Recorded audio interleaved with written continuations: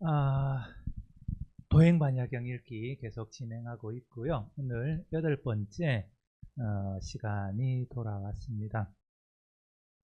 오늘 주제는 보살마하살의 의미 이렇게 잡았습니다.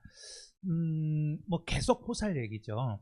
그 첫 시간에 제가 그 반야경 개관을 하면서 드렸던 말씀 중에 하나가 반야경의 주제는 가장 핵심 사상은 공사상이 아니고 일반적으로 알려져 있는 공사상이 아니라 보살 사상과 반야바라미 사상이 핵심이다. 그런 이제 말씀을 드린 적이 있는데요. 끊임없이 보살 얘기가 계속 나오고 있죠. 공 얘기는 거의 안 나왔습니다. 이때까지. 말도 잘 안 나왔고요. 보살이 누구고 보살은 어떻게 반야바라미를 배우고 하는 주제가 계속 반복해서 변주되면서 이어지고 있는데요.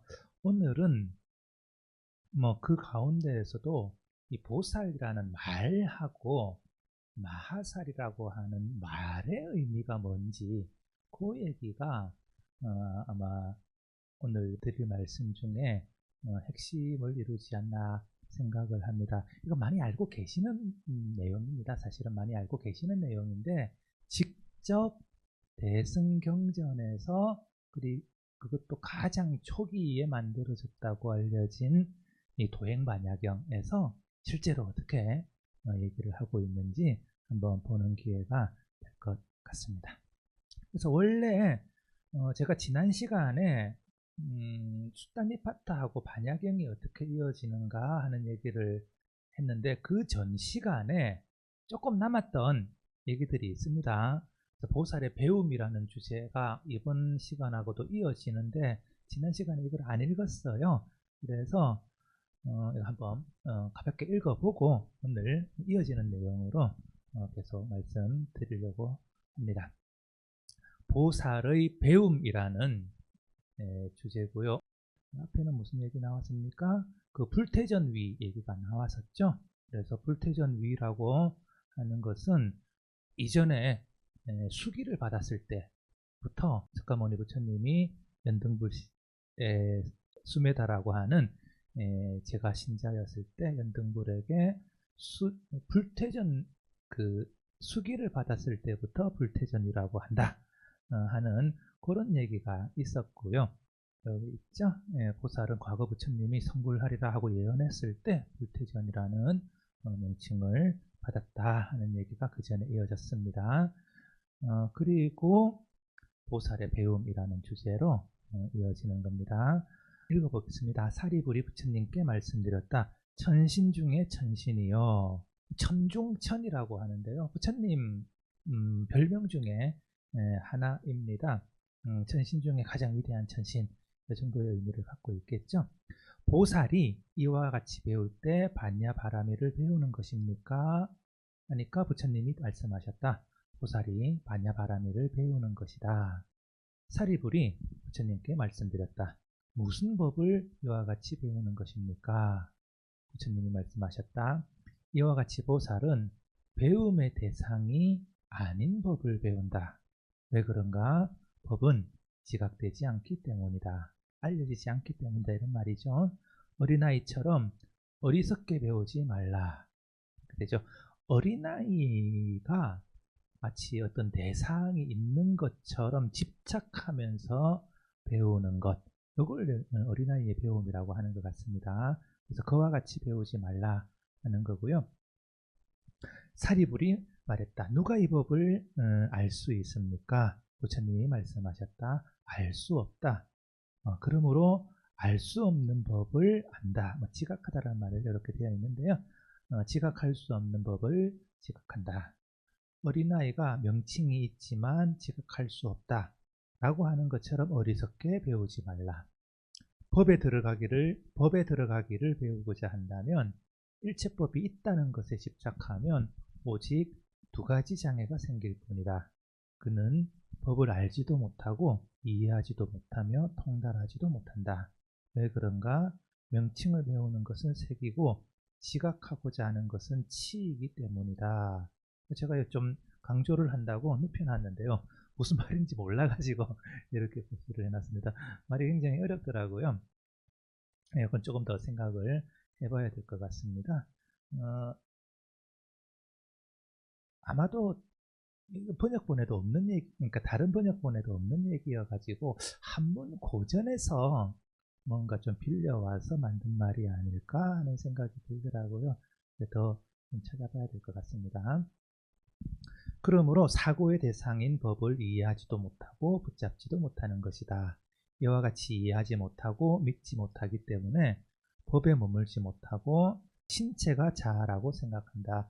보통 유신견이라고 하는 악견 중에 제일 첫 번째로 나오는 나의 신체가 나의 자아다 하는 그런 생각을 가리키는 것입니다. 그렇기에 어린아이처럼 어리석게 배우는 것입니다. 사리불이 부처님께 말씀드렸다. 보살이 이와 같이 배우는 것을 가리켜 배우지 않는다고 합니까? 부처님께서 말씀하셨다. 이와 같이 배우는 그것은 부처를 배우지 않는 것이다. 이와 같이 배우지 않는 것이 부처를 배우는 것이니 이것이 부처를 이루는 것이다. 이렇게 해서요.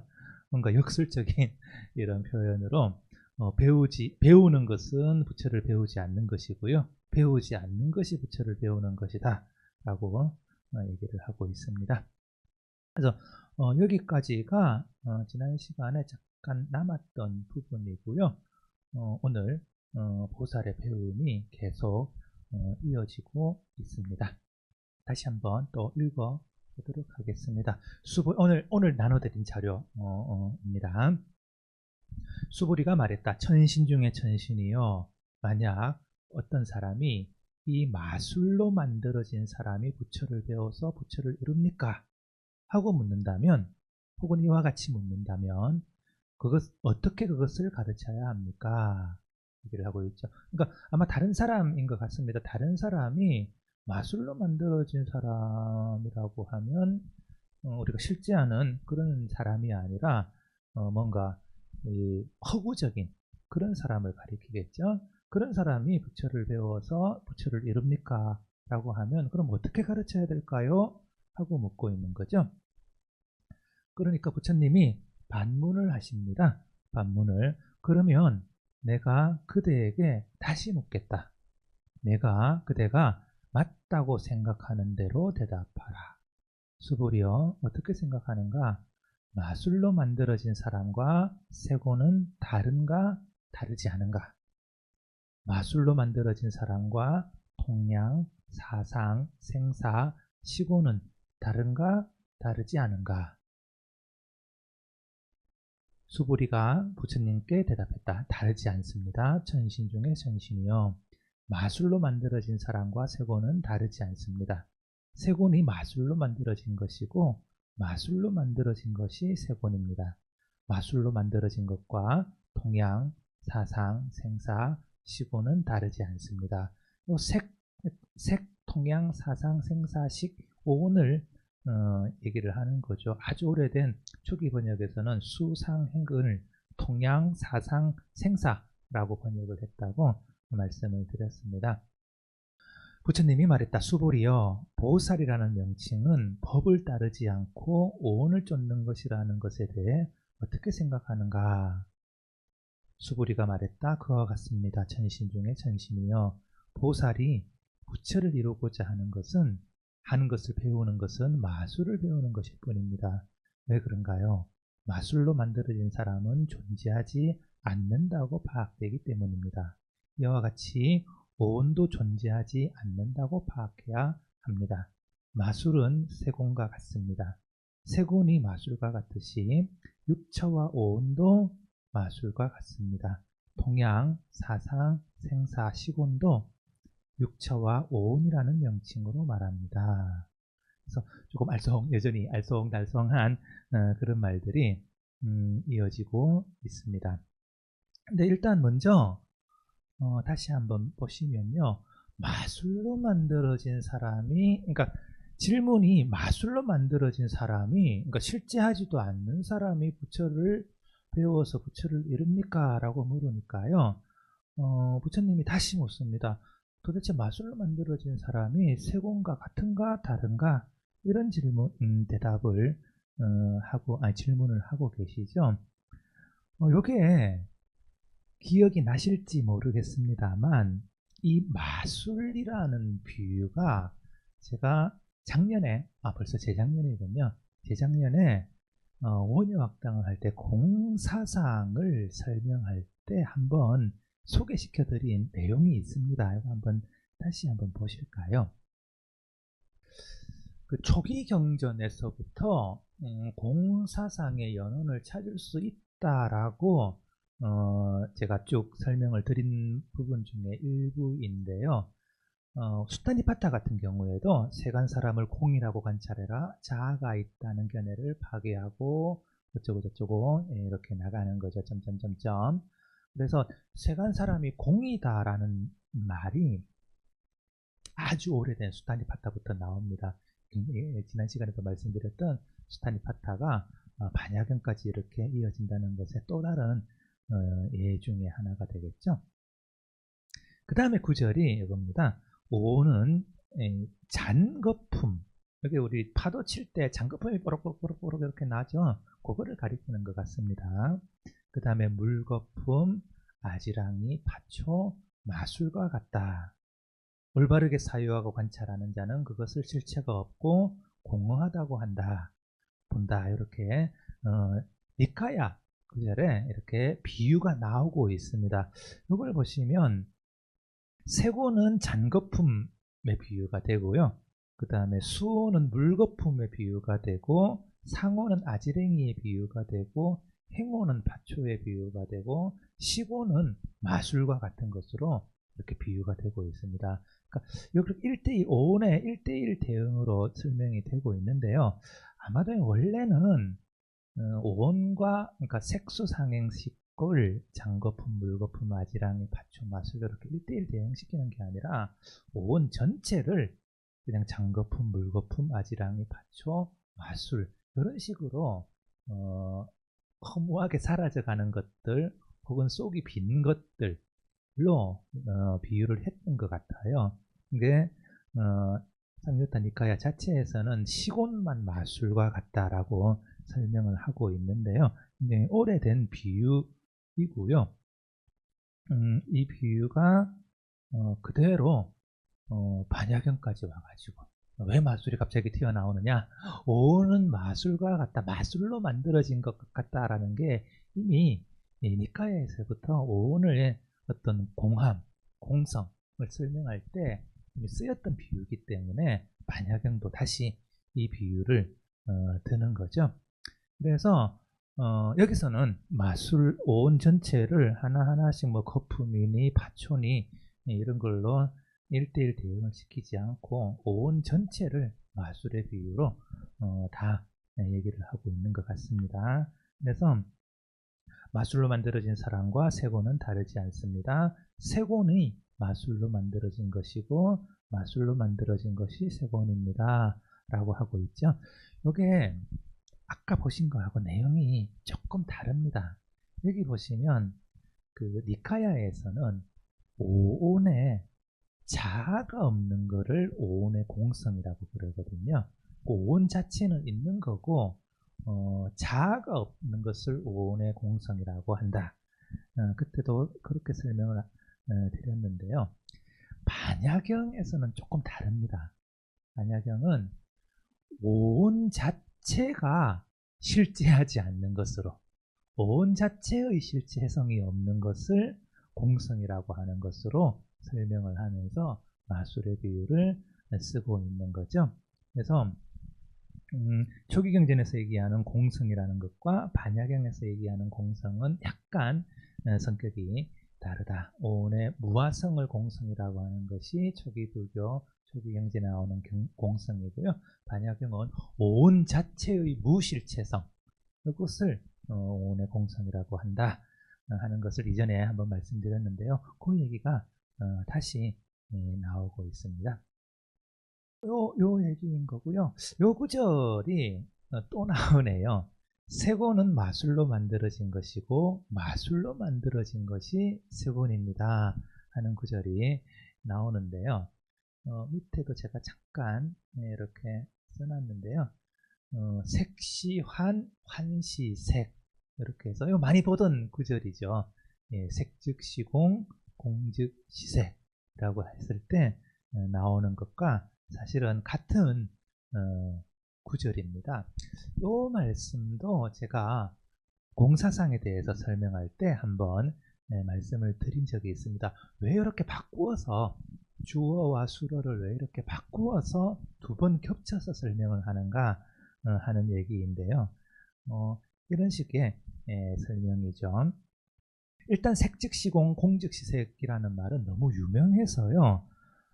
뭐라고 할까, 여러 가지 많은 설명들이 있습니다. 많은 설명들이 있는데 제가 그때도 한번 소개시켜 드린 그런 이제 설명의 방식인데요.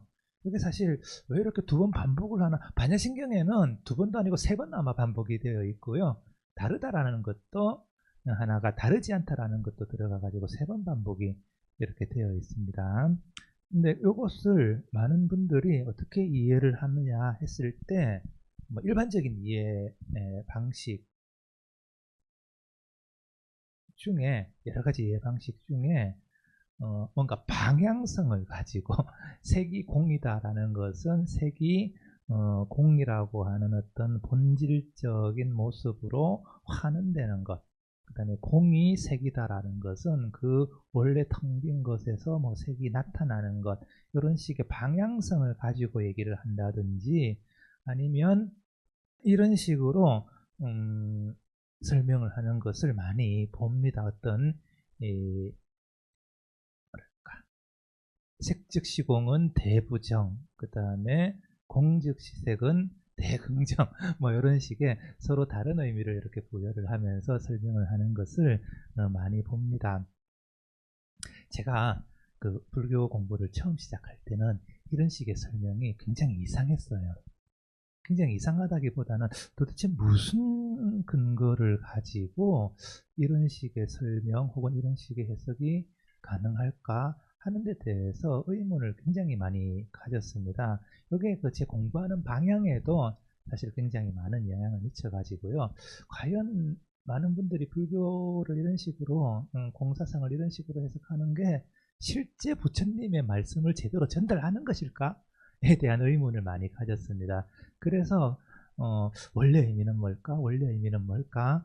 진짜 저분들이 해석하는 게 맞을까 하는 의심을 계속하면서 제가 이 경전이나 논서의 원래 의미를 찾아가는 공부를 많이 했었던 것 같습니다. 근데 이 원래의 의미가 뭐냐라고 하면 사실 좀 굉장히 허무합니다. 무슨 말이냐 하면, 이것도 그때 한번 설명을 드리는 건데요. 색즉시공이라고 하면 공 안에 색이 포함되는데, 개념의 포함 관계에 관련한 얘기거든요. 그 다음에 공즉시색이라고 하면 공 개념이 색 개념 안에 포함이 됩니다. 예를 들어서 그런 겁니다. 사람은 동물이다 라고 한번 해보십시오. 사람은 동물이다. 그러면 동물이라는 범위가 더 크죠.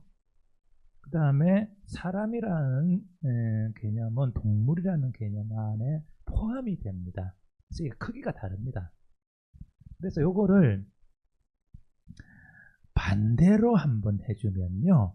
반대로 한번 해주면, 예를 들면 이런 겁니다. 동물은 사람이다. 이렇게 한번 해보십시오. 그럼 말이 안 되죠. 그렇죠. 사람은 동물이다 하면 말이 되는데, 동물은 사람이다 하면 말이 안 됩니다. 왜 그러냐 하면 이 개념의 크기가 다르기 때문에 그렇거든요. 이거를 두 개념이 완전히 크기가 똑같은 개념이다 라는 것을 표현을 하려면 두 번을 해줘야 됩니다. 그러니까 주어와 수어를 바꿔 가지고요. 색은 공이고 공은 색이다 라고 두 번을 해주면 이게 개념의 크기가 똑같아집니다. 그렇게 해서 이게 두 번이 반복이 되는 거거든요. 이거 제가 계속 고민을 했는데, 왜 반복을 할까 계속 고민을 했는데, 이거는 나중에 그 인도식의 표현법이기도 하고요. 인도의 약간 후대에 발전한 논리학 자연스럽게 들어가면 이런 것들을 설명을 잘 해줍니다. 그래서 인도 사람들은 기본적으로 이런 식으로 그 주어와 수어를 바꿔서 두 말이 완전히 똑같다라고 하는 것을 표현하는 설명의 방식이 있었고요. 나중에 논리학으로 가면 논리적으로 설명을 하게 됩니다. 그래서 색이 완전히 공하고 똑같다, 공이 완전히 색하고 똑같다, 이런 식의 일종의 카테고리에 관련된 내용입니다. 그래서 사실 이런 금방 말씀드린 뭐 대부정, 대긍정 이런 식의 사고방식은 실제로는 없습니다. 원래의 텍스트에는 뭐 이런 식으로 해석될 여지가 뭐 전혀 없지는 않지만 이걸 의도해서 앞뒷말을 바꾼 것은 아니거든요. 그래서 결론적으로 보면 여러 불교의 많은 부분들이 일반적으로 해설될 때는 사실 본인의 생각에 의해서 해설되는 경우가 많습니다. 그래서 제가 이거는 좀 원래 의미하고 다르지 않은가 생각을 해가지고 이런 것들을 처음에 제가 불교 공부를 배척할 때는 사실은 많이 공부를 할 때는 이런 식의 자유로운 해석이라고 할까요? 그런 것들을 되게 배척을 많이 했습니다. 근데 공부를 하다가 계속 하다가 보니까 이걸 배척할 일이 아니더라고요. 왜냐면 이런 식의 창조적인 재해석이라고 할까요? 자유로운 재해석이라고 할까요? 이게 불교 사상이 발전하는 방법이더라고요. 방식이더라고요. 그래서 이런 새로운 해석들이 여러 가지 다양한 해석들이 많이 나오는 시대일수록 불교가 오히려 융성하고 발전하는 그런 시대라고 할 수 있을 것 같습니다. 이런 자유로운 해석을 가장 잘 하신 분이 누구신지 아십니까? 원효 스님. 원효 스님이 대승기신론을 해석을 할 때 능가경을 많이 가지고 대승기신론을 해설을 많이 하시거든요. 근데 원효 스님이 능가경 구절을 가지고 와서 하는데 원래 의미하고 완전히 다릅니다. 원효 스님이 해설하는 가져온 능가경의 구절은 원래 맥락에서 보면 이게 왜 이런 식으로 얘기를 하지 싶을 정도로 완전히 다른 얘기인 경우가 많거든요. 그래서 처음에 저도 대승기신론 읽고 거기에 인용된 능가경 구절을 보고 보면서 이게 원효 스님이 좀 산스크리트를 몰라서 이해를 잘못한 게 아닐까? 뭐 그렇게 생각을 했었어요. 근데 그게 아니더라고요. 그게 아니고 새로운 사상, 새로운 해석을 해나갈 때 원효 스님이 흔히 쓰는 방식이더라고요. 원래의 맥락은 있지만 그 맥락과는 다르게 재해석해서 대승기신론을 해설을 하는 부분이 많더라고요. 그래서 현대에서도 이런 식의 해설이 오히려 새로운 사상의 발전에 이바지하는 게 아닐까 하는 식으로 제가 생각을 많이 바꾸었습니다. 그래서 색시공, 공시색이라고 하는 거나 아니면 방금 읽었던 세고는 마술과 같고 마술은 세공과 같다 하는 것이 원래는 사실은 이러한 의미를 가진 것이다 하는 말씀 전해드립니다. 용어가 몇 가지 오래된 용어들, 도행반야경에서는 몇 가지 저희들이 익숙하지 않은 용어들이 있어가지고 이것도 한번 살짝 한번 보실까요? 육처오운, 아까 오운의 번역어가 통양, 사상, 생사 뭐 이런 것처럼 좀 익숙하지 않는 번역인데요. 육처도 사실은 발음이 육쇠라고 해야 되나요? 예, 완전히 육처하고는 저희들이 익숙한 육처나 육입이라는 말과는 완전히 다른 용어로 이렇게 되어 있어가지고 제가 표시를 하나 해왔습니다. 뭐 크게 중요한 건 아니고요.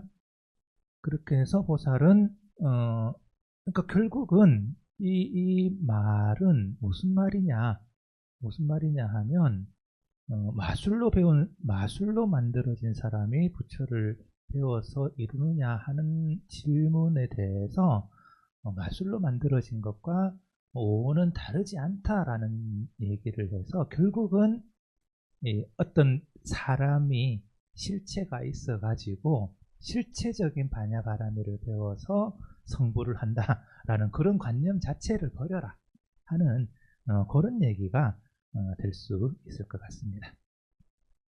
예, 마술 얘기는 여기서 넘어가고요. 그 다음에 좋은 스승과 나쁜 스승과 좋은 스승이라는 주제로 다시 넘어갑니다. 이것도 한번 읽어보겠습니다. 계속해서 주제가 조금씩 변주가 되면서 이렇게 나오고 있어가지고요. 자, 수보리가 부처님께 말씀드렸다. 만약 새로 배우는 보살이 이 말을 듣는다면 공포를 느끼겠습니까? 이게 그 초발심 보살이죠.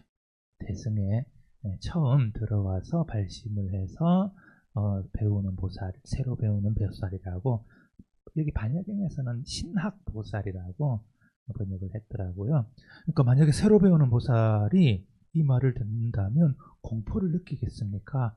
계속 그 오온에 자성이 없다 하는 말, 혹은 반야바라밀에 자성이 없다 하는 말을 듣고 제일 처음에 나왔던 말이 우리가 보살이 두려워하고 공포를 느끼고 막 도망가려고 하고 그런 얘기가 앞에서도 한번 나왔었죠. 여기서도 같은 얘기입니다. 부처님이 말했다. 만약 새로 배우는 보살과 나쁜 스승이 서로 만나거나 따른다면 혹은 두려워하고 혹은 겁먹는다. 좋은 스승과 만나거나 따른다면 두려워하지 않고 겁먹지 않는다 라고 해서 일단 스승을 잘 만나야 된다 하는 말을 하고 있네요. 그래서 수보리가 묻습니다. 보살의 나쁜 스승이란 무엇입니까? 어떻게 그것을 알아야 합니까? 하니까 부처님이 말했다. 그 사람은 반야바라미를 존중하지 않고 다른 사람으로 하여금 버리고 떠나게 하며 보살심으로부터 멀리 떨어져 있고 오히려 세간의 잡경을 배우고 가르치고 배우며 잡경을 따르면서 마음에 만족과 행복이 있고 잡경을 따르면서 만족하고 행복해 한다는 거죠. 또 다른 가르침, 곧 아라한과 벽지불의 수행도의 가르침을 가르치고 배운다. 이것을 가르치고 배우고 고남이 읊게 하는 것은 마하라의 행위, 악마죠, 악마. 악마의 행위이고 마하라의 원인이 되는 행위이며 여러 가지로 윤회 어려움을 설하면서 보살도는 얻을 수 없다고 말하며 보살을 무너뜨리고 파괴한다. 그러므로 이 사람은 나쁜 스승이다 라고 하는 거고요. 자, 또 묻습니다. 수보리가 말했다. 보살의 좋은 스승이란 무엇입니까? 어떻게 그것을 알아야 합니까? 그러니까 부처님이 말했습니다. 그 사람은 반야바라미를 존중하고 조금씩 다른 사람을 가르치고 배우게 하며 가르침을 이루고 마라의 일을 마라에서 알게 하고 마라로부터 보호하게 하겠죠. 보호하게 한다. 그러므로 보살의 좋은 스승이다. 이렇게 얘기를 하고 있습니다. 좋은 스승, 나쁜 스승 이렇게 나와가지고 보면요. 보통 이게 이 도행반야경에서는 스승이라고 얘기를 했는데 보통 아구, 선우 이렇게 많이 번역되는 용어입니다. 혹은 뭐 악지식, 선지식, 지식이라는 거는 뭡니까? 아는 사람이라는 뜻입니다. 보통 지인할 때 이런 느낌하고 거의 비슷합니다. 그런데 미뜨라라고 해가지고 친구죠, 친구. 그래서 좋은 친구, 나쁜 친구, 선루 이렇게 되죠. 그리고 스승이라고 번역한 거는 궁극적으로 좋은 친구는 부처님입니다. 네. 궁극적으로 좋은 친구는 사실상 동료도 좋은 친구기는 합니다만 가장 좋은 친구는 부처님이거든요. 그래서 도행반야경에 아마도 이 스승사자를 넣어가지고 번역을 한 것 같습니다. 그래서 일반적인 친구의 의미도 있지만 사실은 특히 선루라고 하거나 선사라고 할 때는 부처님을 가리키는 것이다. 그렇게 해서 반대로 나쁜 스승이나 친구는 어떻겠습니까? 뭐 흔히 말하는 비불교도 혹은 세간의 그런 얘기들을 하는 스승이 되겠죠. 그래서 여기서 얘기하는 스승과 악사와 나쁜 스승과 좋은 스승을 보면 굉장히 재밌는 거를 좀 볼 수가 있습니다. 그냥 쭉 읽으면 그냥 일반적이고 평범한 말인데요. 여기 나쁜 스승을 한번 보실까요? 바냐바라미를 존중하지 않고 다른 사람으로 하여금 바냐바라미를 버리고 떠나게 하면서 밑에 보시면 아라한과 벽지불의 가르침을 가르치고 배운다. 이렇게 되어 있죠. 이게 누구겠습니까? 이게 반야경이 처음 만들어질 때 그 당시 불교계를 뭐랄까요, 주류적인 위치를 차지하고 있던 소위 말하는 무파불교의 사람들이죠. 네. 명확하게 그 사람들을 나쁜 사람이라고 하고 있는 겁니다. 굉장히 대결의식이 나와 있습니다, 이미. 그래서 바냐바라미를 비난하고 존중하지 않고 비난하는 자들, 바냐바라밀경이 처음 만들어졌을 때 주류 불교의 사람들은 뭐라고 했습니까? 저게 악마의 가르침이라고 했거든요. 마하라의 가르침이라고 했거든요. 그리고 불교도의 가르침이 아닌 거라고, 그러니까 불설이 아니라고 배척을 했거든요. 그 사람들을 반야경을 설하는 사람의 입장에서 봤을 때는 오히려 그 사람들이 나쁜 사람들이 되는 겁니다. 그래서 전통적인 그 흔히 말하는 소승불교도들, 부파불교도들, 요즘 말로 하면 뭐 주류 불교도들, 이런 사람들에 대해서 나쁜 사람들이다 하면서 그 사람들하고 어울리지 말라라는 얘기를 하고 있는 거죠. 그래서 이 사람들의 얘기가 마하라의 행위고 마하라의 원인이 되는 행위이다. 그리고 여러 가지로 윤회의 어려움을 설하면서 보살도는 얻을 수 없다. 보살도를 비난하는 거죠. 네. 그런 사람들이 악사다, 나쁜 스승이고 나쁜 친구들이다 라고 하는 거여가지고요. 불교 안에 있는, 물론 세간의 잡경을 가르치고 배우는 이런 것들도 설명을 하고 있습니다만 아마도 타겟은 당시의 주류 불교도들인 것으로 이렇게 보입니다. 그러니까 굉장히 뭐랄까요, 대결의식이라고 할까요, 이런 것들이 보이고 있는 그런 장면입니다. 대신에 좋은 스승은 바냐바라미를 존중하는 거죠. 바냐바라미를 다른 사람한테 가르치고 배우는 것, 그렇게 하는 것, 이게 좋은 스승입니다. 그리고 마라의 일을 말하게 알게 하고 보호하게 한다. 이게 뭔 말입니까? 소승불교도들이 뭐랄까요, 그 사람들의 가르침을 이 사람들의 가르침을 사실은 마라의 가르침이니까 저 사람들하고는 어울리지 마 하면서 이렇게 보호하게 하는, 그게 좋은 스승이라는 그런 얘기를 하고 있는 거죠. 가끔 제가 지난 시간에도 말씀드렸습니다만 반야경을 보면 그 당시에 반야경이 만들어질 당시의 어떤 분위기가 이렇게 반영되고 있는 그런 것들을 볼 수가 있습니다. 여기서도 평범하고 일반적인 말처럼 보이지만 사실은 당시에 처음 대승불교도 대승경전이 만들어졌을 때의 어떤 대결의식이라든가요, 약간 심하게 말하면 좀 적대감이라고 할까요, 그런 것들이 이렇게 반영이 되어 있는 그런 장면인 것 같습니다. 자, 그 다음에 아까 말씀드린 대로 오늘의 핵심 주제라고 할까요, 보살과 마살의 말뜻입니다. 말뜻. 사상적인 의미나 수행론적인 의미가 아니라 말뜻이 무엇인가 하는 얘기들이 또 이어지고 있습니다. 이것도 한번 읽어보시겠습니다. 수부리가 부처님께 말씀드렸습니다. 천신 중에 천신이여 무엇 때문에 보살이 되고 무엇 때문에 보살이라고 바르게 부릅니까? 부처님이 말했다.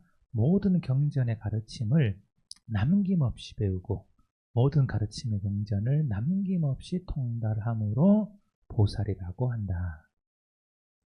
수보리가 말했다. 모든 경전의 가르침을 남김없이 통달함으로 보살이라고 한다면 왜 다시 마살이라는 말은 왜 붙입니까? 그러니까 부처님이 말했다. 마살이란 천상천하에서 가장 존귀하다라는 의미에서 마살이라고 한다. 그래서 말뜻을 풀이를 하는 겁니다. 그러니까 옆에서 사리불이 끼어듭니다. 사리불이 부처님께 말씀드렸습니다. 저도 듣고 싶습니다. 왜 마살이라고 합니까? 왜 마살이 됩니까? 하니까 부처님이 사리불에게 말했다. 만약 그대가 듣고 싶다면 부처는 너를 위해 그것을 설할 것이다. 마살이란 남김없이 자신을 이해하고 보며 남김없이 시방의 세상 사람들을 인식하고 시방의 모든 것을 남김없이 인식하며 사람을 알고 수명을 한다. 존재라는 견해, 비존재라는 견해, 행복과 불행, 의지를 가진 것과 가지지 않은 것을 알고 남김없이 철저히 인식하고 그리고 남을 위해 설법한다. 그리고 집착하지 않는다. 그러므로 마살이라고 한다. 그러니까 수보리가 또 얘기합니다. 수보리가 부처님께 말씀드렸다. 마살의 의미를 묻고자 합니다. 왜 마살이라고 합니까? 만약 이 보살심과 동등한 것이 없다라고 하고 있죠. 다다를 수도 없는 마음이라면 여러 아라한과 벽지불이 미칠 수 없는 마음입니다. 부처님의 마음도 이와 같습니다. 마음에 집착이 없고 마음이 나가지도 않고 들어가지도 않습니다.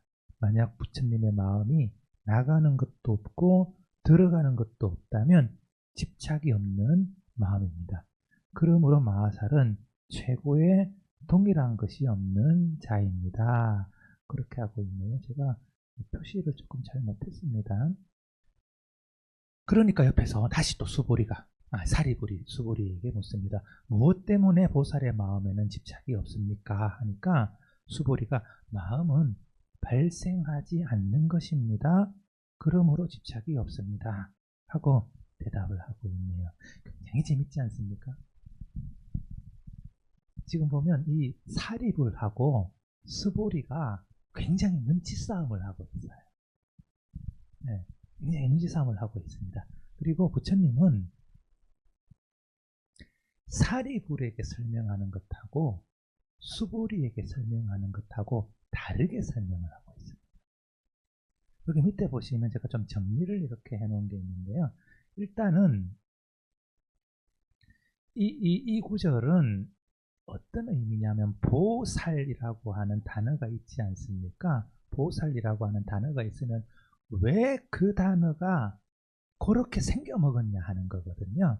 그래서 이름을 그냥 짓지 않고 혹은 이름을 지으면 그 이름이 왜 이렇게 지어졌느냐 하는 것을 굉장히 자세하게 설명을 합니다. 불교의 논서에 제일 처음 나오는 게 어떤 단어를 설명할 때 왜 이 단어는 이런 단어가 되었는가 하는 것을 제일 먼저 설명을 하거든요. 여기서는 경전 자체에서 설명을 하고 있습니다. 그러니까 보살에서 보디사트바라는 말을 왜 하필이면 보디사트바라는 말을 가지고 이 일군의 대승불교도들을 지칭하게 되었느냐 하는 말을 이제 얘기를 하는 건데요. 이게 재밌는 게 뭐냐면 이 단어를 설명할 때는 인도 사람들의 특유의 방식으로 그 단어와 유사한 다른 단어, 발음이 비슷한 단어를 이렇게 끼워 가지고 설명을 하는 방식을 많이 취합니다. 이게 조금 어떻게 보면 뭐 저희들이 흔히 농담처럼 하는 말로 아재 개그다 하는 말도 많이 하거든요. 그러니까 누가 보면 어떤 사람이 약간 뭐랄까요, 말이 좀 농담이나 시덥지 없는 말을 하는 경우에 보면 그게 말이야 막걸리야 뭐 이런 식의 표현을 하지 않습니까? 이 말을 가지고 이 말도 안 되는 말이라는 의미의 막걸리라는 말을 발음이 비슷해 가지고 그냥 하는 말이거든요. 그러니까 두 가지 의미를 이렇게 그 하나의 단어에 포함시킬 때 자주 쓰는 말입니다. 저희들도 자주 쓰는데요. 인도의 경전의 이 편찬자들이나 이 논서의 이렇게 해석자들이 이런 식으로 단어를 많이 해석을 합니다. 그래서 보디사트바도 이런 식으로 발음이 비슷한 걸로 해서 설명을 하거든요. 그리고 이게 의미를 확장시키는데 굉장히 중요한 역할을 합니다. 새로운 의미를 이렇게 부여할 때 발음이 비슷한 다른 말을 가지고 와서 의미를 부여함으로써 새로운 의미를 이렇게 집어넣을 수 있거든요. 그리고 요런 식의 소위 말하면 저희들이 말하면 아재 개그인데 이게 가능한 수준은 부처님 아니면 굉장히 대논사만 합니다. 아주 학식이 높은 대논사만 이런 소위 말하는 아재 개그를 할 수가 있습니다. 진짜 아재가 하면 그건 진짜 개그입니다. 네, 아주 학식이 있는 사람이 해야 새로운 의미의 부여가 되는 겁니다. 근데 여기 보시면 보살이라는 말을 한 서너 개 정도로 지금 얘기를 하고 있는데요. 여기 보시면 모든 경전을 남김없이 배우고 모든 경전을 남김없이 통달한다 하는 의미를 지루가참역에서 저희가 보고 있는 도행반야경에서는 이렇게 설명을 하고 있거든요.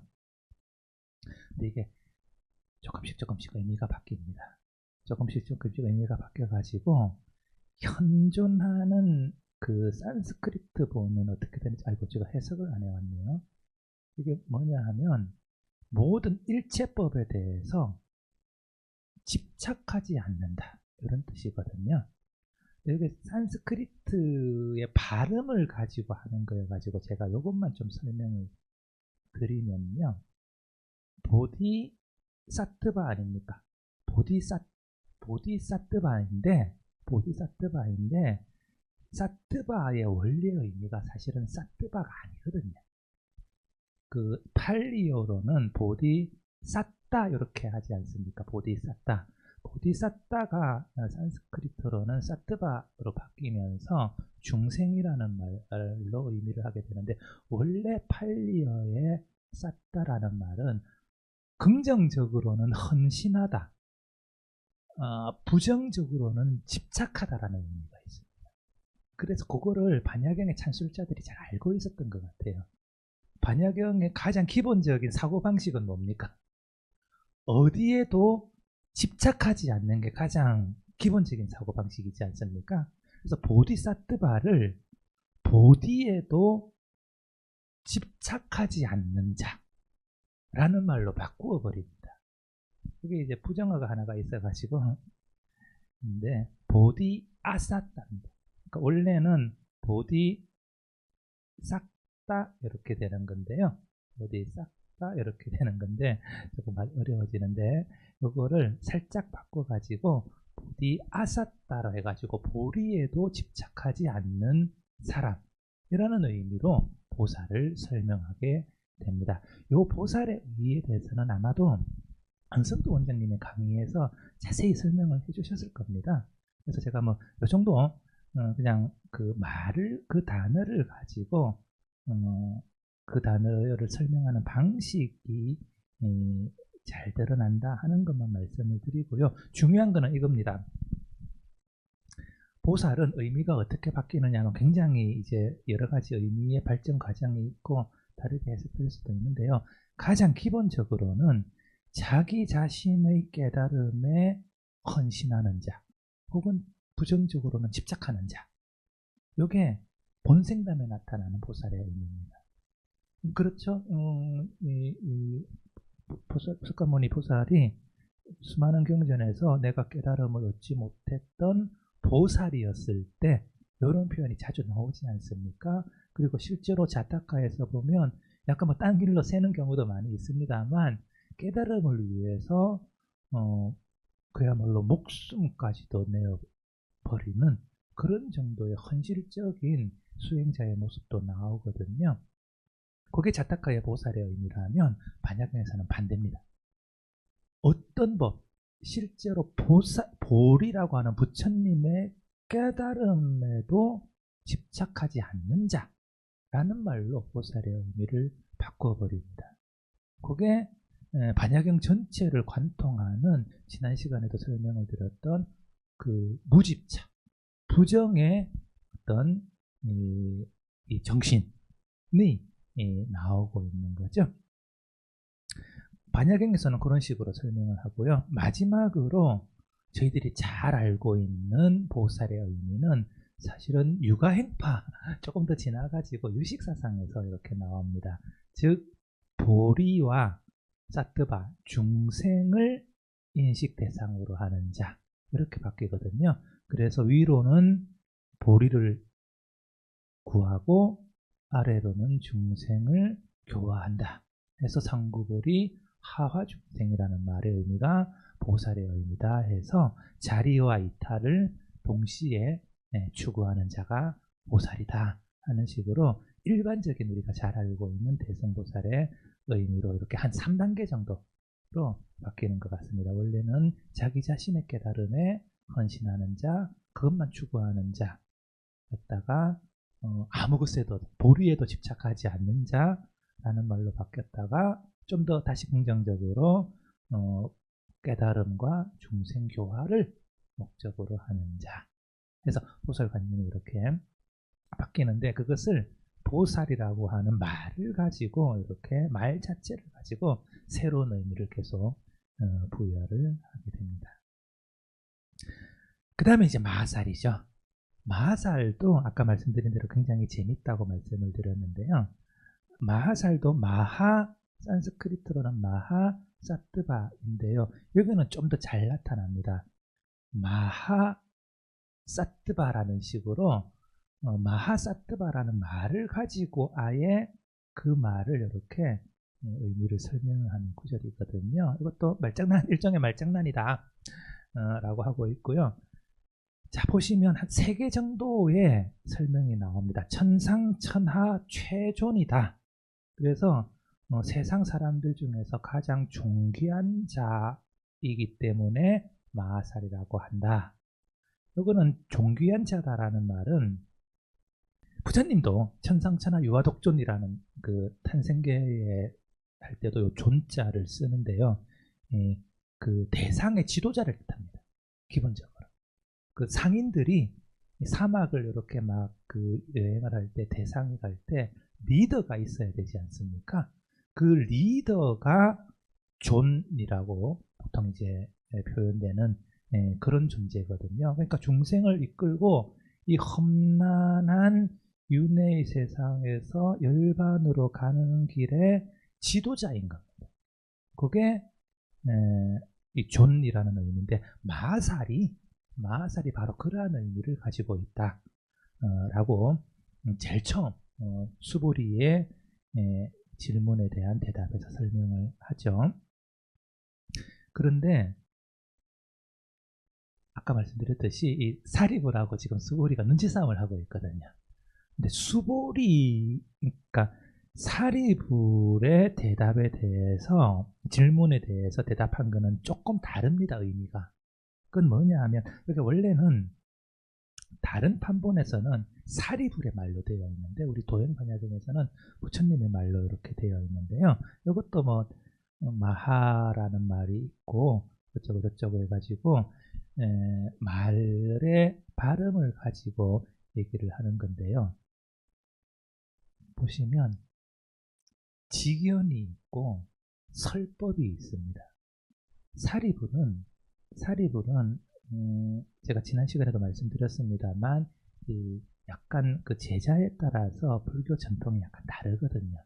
사리불은 아비달마 전통에 굉장히 관련이 깊습니다. 아비달마 전통은 어떤 전통이냐 하면요. 이거 보십시오. 그 지인, 수명 이렇게 되어 있는데 번역본으로 보세요. 세상 사람들을 인식하고 그 사람을 알고 수명이라고 번역했는데 사실 이게 지바라고 해서 불교에서 얘기하는 아트만에 상당하는 여러 다른 학파의 용어들이죠. 그 다음에 존재라는 견해, 비존재라는 견해, 행복, 불행, 의지를 가진 것과 가지지 않는 것을 안다. 라는 식으로 설명을 하고 있죠. 이게 전형적인 아비달마적인 방식이거든요. 그러니까 정과 부를 나누고 정견과 사견, 그 다음에 존재와 비존재, 그 다음에 뭐 행복과 불행, 이런 것들을 딱 나누어 가지고 판단을 한 다음에 그것을 바르게 아는 것을 추구하는 것이 아비달마의 전통이거든요. 그러니까 사리불은 아비달마적인 입장에서 마하사를 설명을 하고 있는 겁니다. 그래서 약간 설명의 방식이 다릅니다. 물론 반야경이어 가지고요, 집착하지 않는다라는 말은 집어넣어 놨습니다. 그러니까 수보리가 다시 얘기를 하는 거죠. 다시 얘기해 가지고요, 정리된 것을 보시면 요 무소착이라는 게 들어갑니다. 그러니까 수보리는 여전히 어디에도 집착하지 않는 것을 마하살의 의미의 가장 핵심적인 용어로 삼고 있는 겁니다. 이게 제가 보시면 보디찌따 아삭도라고 되어 있죠. 아까 보살 설명할 때 나온 말하고 사실은 똑같은 말입니다. 근데 보살도 보디에 집착하지 않는 것이라고 했는데요. 마하살의 정의를 얘기를 할 때도 심지어는 보리심에도 아삭다, 이게 집착하지 않는다라는 뜻이거든요. 보리심에도 집착하지 않는 자라고 해서 마하살의 의미를 설명을 하고 있습니다. 그래서 수보리가 설명하는 두 개는 무견해라든가 무집착의 의미를 가지고 마하살을 정의를 하고 있고요. 사리불은 그 사이에 살짝 끼어 들어갔는데 바른 견해, 세간에 대한 바른 견해와 그것을 다른 사람에게 설법하는 것이라고 하는 다분히 아비달마적인 성격을 가진 그런 식의 설명을 하고 있습니다. 그래서 이런 식으로 보살과 마하살이라고 하는 말이 도대체 어떤 의미를 가지고 있는가 하는 내용이 이 단락에서 이루어지고 있습니다. 뭐 세심하게 이렇게 여러 가지로 의미를 따지는 게 조금 번거롭고 현학적일 수도 있는데요. 원래 이게 제가 첫 시간에 경전의 말씀 배우는 방법이라고 해서 말씀드렸을 때 경전의 말씀을 하나하나 이렇게 따라가서 쫓아가면서 하나하나 이렇게 이해하는 것, 여기에 경전의 말씀을 이해하는 방식이라고 인도 전통에 있다고 말씀을 드렸죠. 경전 자체가 그렇게 이루어져 있는 부분이라고 알 수가 있을 것 같습니다. 그래서 이 부분 의미를 뜻하는 것이기 때문에 조금 현학적인 것이 될 수도 있는데요. 이렇게 말씀을 드렸습니다. 여기 실질적으로는요, 어떻게 되느냐 하면요, 만약에 이게 실질적인 의미, 우리의 실천적인 의미에서는 어떻게 설명이 가능하냐 하면요, 일체법에 심지어는 보리에도 집착하지 않는 게 보살 혹은 마하살이라고 말씀을 드렸지 않습니까? 우리가 단번에 일체법 혹은 모든 것에 집착을 버릴 수가 없거든요. 자, 이렇게 하는 겁니다. 지금 내가 최근에 가장 집착하고 있는 게 무엇인가 5가지만 적어 보십시오. 5가지만 적어 봅니다. 그래서 내가 지금 최근에 어디에 가장 집착을 하고 있어 가지고 나의 마음을 괴롭히고 있는지 한번 열거를 해 보시고요. 그 중에서 하나만 딱 정해 가지고 그것에 대한 집착을 버리는 훈련을 하는 겁니다. 이게 경전의 일반적인 얘기여 가지고 일체법에 집착하지 않는다 이렇게 나오는 거고요. 우리의 실생활에서는 구체적으로는 내가 지금 어디에 집착하고 있는지 나의 마음을 살펴가지고 몇 가지로 정리를 일기 쓰듯이 정리를 해가지고 여기 정리를 하면 이게 그 쓰는 것 자체가 사실은 집착을 버리는 행위일 수도 되고요. 그렇게 쓴 다음에 나의 집착이 가장 많이 가 있는 부분을 대상으로 해서 집착을 버리는 연습을 하는 거죠. 제가 또 아내 얘기를 해서 죄송합니다만 아내가 딸 아이의 방을 치우는 것을 굉장히 집착을 하던 때가 한 번 있었거든요. 예, 애가 게을러서 그런지 왜 다른 공부하느라고 바빠서 그런지 방 청소를 안 해요. 근데 아내가 그걸 굉장히 스트레스를 받아 하더라고요. 그래서 애가 학교를 가면 그 방 치우는 거를 씩씩거리면서 이렇게 하는데 언젠가부터 안 하더라고요. 내가 왜 애 방에 이렇게 정리정돈 안 된 거에 대해서 스트레스를 받아야 되지? 지가 알아서 하면 되지? 하면서 어느 순간 놓아버리더라고요. 그러면서 더 이상 그렇게 안 하게 되고 하던데 우리의 실생활에서는 그런 것 같습니다. 경전은 뭐 일체법에 집착하지 않는 것 이렇게 얘기를 합니다만 구체적인 사례 하나를 3가지, 5가지, 뭐 많으면 10가지 이렇게 한 다음에 하나씩 떨쳐나가는 훈련을 하는 것이 아마도 이 구절의 실천적인 의미가 아닐까 그렇게 생각을 합니다. 자, 이게 보살의 의미인 거고요.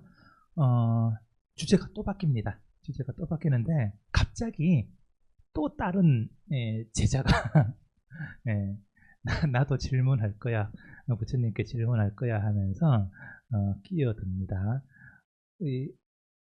이름이 어렵네요. 분나불타불 이렇게 되어 있습니다. 분나불타불, 분나분타불 이렇게 되어 있는데 여기 그 의미를 보면 마이트리야니의 아들 부르나 존재네요. 부르나 존재. 이게 왜 이렇게 원사를 하느냐 하면 여기 밑에 보시면 분나불탑을 되어 있는데 부르나인데요. 부르나인데 족보를 이렇게 하나 넣어준 겁니다. 부르나라는 이름이 많이 있을 것 아닙니까? 부르나라는 이름은 흔한 이름이어가지고요. 많이 있을 텐데 이게 쉽게 말하면 걔는 마이트리야나 아들 분나불이야. 이런 이제 뉘앙스입니다. 근데 이걸 막 붙여가지고 분나불탑을 이렇게 번역을 음사를 해놓았네요. 그리고 분나불타불이 묻습니다. 왜 보살을 마하승라승열 마하연 삼발치라고 합니까? 또 어려운 말이 이렇게 나왔는데요. 막 음사를 해가지고 막 이러네요. 마하승라승열 마하연 삼발치 이렇게 음사를 해가지고 그런데요. 이 말은 무슨 말이냐 하면 마하승라승열이라는 것은 그 마하 위대한 이 승나가 갑옷이라는 뜻입니다. 그래서 상나하라는 말을 이렇게 음사를 한 거고요. 그 다음에 승열이라고 되어 있는 상나다, 이건 갑옷을 걸치다라는 뜻이거든요. 근데 이걸 뭐 왜 이렇게 그냥 음사를 했는지 모르겠는데 이거를 마하승나 승열이라고 음사를 해가지고 위대한 갑옷으로 무장한 자가 됩니다. 위대한 갑옷이 뭡니까? 반야바라밀경이죠. 반야바라밀경을 수지하면 도적도 피해가고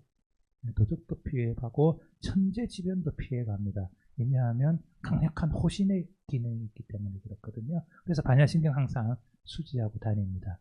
불상 항상 수지하고 다녀야 됩니다. 왜 중국에 불교가 전해졌냐 하면요. 왜 중국에 불교와 불상이 전해졌냐 하면 상인이 무역을 하지 않습니까? 근데 상인이 무역을 할 때 제일 두려운 게 뭡니까? 산적, 해적이거든요. 그런데 불경을 가지고 있거나 불상을 가지고 있으면 해적이 안 건드립니다. 산적이 안 건드립니다. 왜 잘못 건드렸다고 부처님한테 벌 받을지 모르니까. 뭐 이런 식의 관념이 있기 때문에 상인들이 불상과 불경을 이렇게 가지고 무역을 하거든요. 그러면서 불교가 점점 퍼져나가는 것이거든요. 그 중에서도 제일 강력한 갑옷, 보호의 역할을 하는 게 반야바람이라는 거죠. 이게 마하승라승열의 의미입니다. 그 다음에 마하연 삼발치인데 마하연은 뭐 자주 나오는 말이니까요. 대승이죠. 상프라스타 해가지고 뭐 삼발치라고 했는데 그냥 처음 대승에 이렇게 큰 수레에 올라타고 수행도를 출발하는 자. 상프라스티타라고 하는 말은 출발하다라는 의미를 가지고 있습니다. 이게 이제 그 초할신보살을 얘기를 하는 거죠. 그래서 그렇게 일단 하고 난 다음에 보시면 분나불탑을 마트라야야니의 아들 부르나가 부처님께 말씀드렸습니다. 왜 보살을 마승나승열 혹은 마하연삼발체라고 합니까? 부처님께서 이와 같이 불렀습니다. 그러므로 마하승나열 마하삼발체라고 합니다. 해서 자문자답인데요. 다시 수보리가 묻습니다. 왜 보살 마살은 마승나승열입니까? 어떻게 보살 마살은 마승나승열인 것을 압니까? 하니까 이것도 유명한 말이죠. 부처님이 말했다. 보살 마살의 마음은 이와 같이 생각한다. 나는 헤아릴 수 없는 아승기수의 사람을 반열반시킬 것이다. 이게 그 아까 대상 마살 개념에서도 나오는 것과 똑같은 거죠. 상인들을 이끌고 사막을 건너가는 그런 이제 관념인데요. 그런데 이와 같이 남김없이 반열반시켜도 이 법에서는 불법에서인가요? 한 사람도 반열반한 사람이 없다. 왜 그런가? 원래 없기 때문이다. 그렇네요.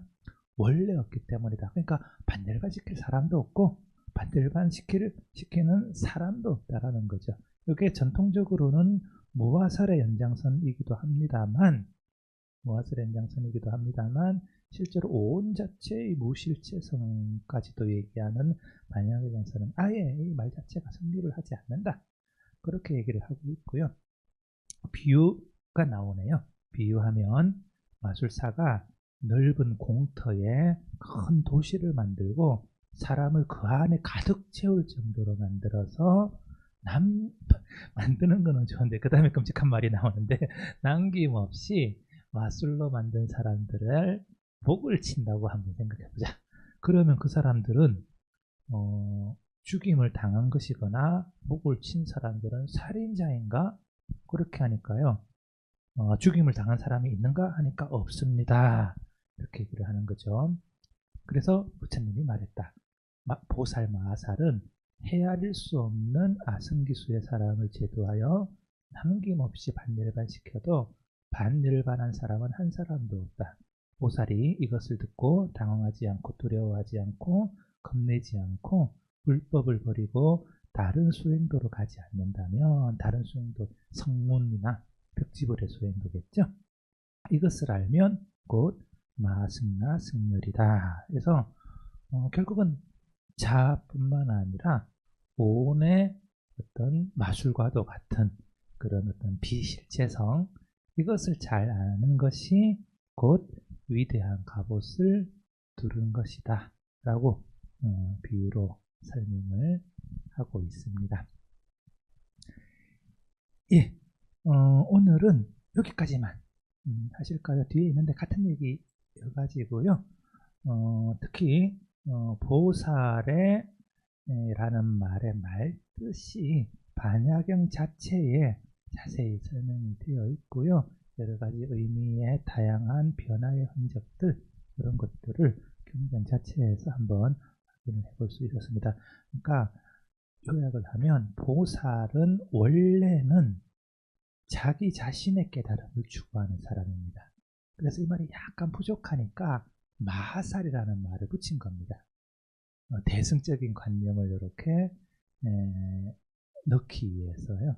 근데 실제로는 마하살은 빠지고 나중에는 보살 자체에 마하살의 의미를 이렇게 넣어가지고 우리가 상구보리 하와중생이라고 하는 대승불교의 이념을 나타내는 말로 쓰이게 되었다라고 정리를 해주시면 될 것 같습니다. 예, 오늘은 영상 마치도록 하겠습니다. 감사합니다.